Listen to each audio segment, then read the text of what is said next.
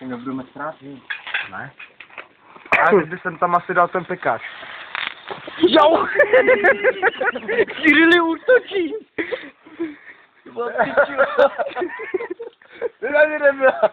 Hej, jestli mě to nespálí, tak už Já nikoho. se bojím. Grilu to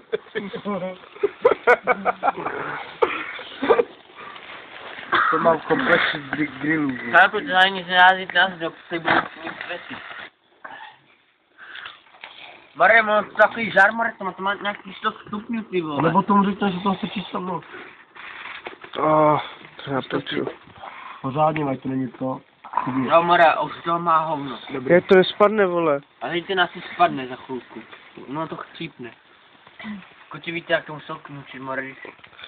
Tak když to uděláme ještě 3krát, tak to maso v tom pekáči už bude hotový. Dědovi, co jsme mohli udělat? To viděl, že Jak bude to rychle začne more vařit, dik. Co jsme mohli udělat? To říkáš ty tady. Ale more takhle rychle, more to má bod varu. Takhle rychle to udělá 100 stupňů, more. Že to tam dáš a hned se to vaří. A tak na záchodě dělal 100 během minuty. A jaký bylo stejně? No to je pod varu normálně. To se to úplně jako že vaří. Víš? A pak úplně také rychle. vypadí ven. Pak ten tlak to prostě vystřelí. To je tak hezky voní, jak ten pekáč. On tam udělá celý pekáč, tam udělá. Já jsem taky pane hezky zlek, ale oba dám si takovou kolku. Taky zálež to udělal. A zadám, aby ta šťáva šloustala. Cibule, tady to co je. Dám si ještě, taky se zmu cibul, papriku, víš nějaký maso, taky se pocákám, co se má.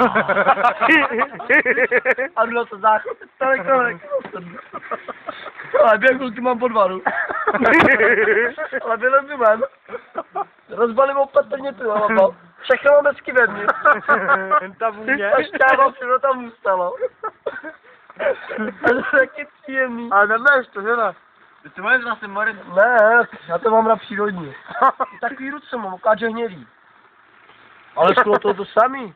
Taky černý. To za chvíli dělám, bože, to bylo šíla. To je černý. Ach bože, už budu. Minule jsem to vylekal mámu, byl jsem ti na záchodě, Ivan. To máma zla, jsem ani... Byl jsem ti na záchodě, ne, a máma přišla a zaklepala. Tady tam někdo, a jejoj, bože, odpůl to dělal, Jaro, co se ti stalo?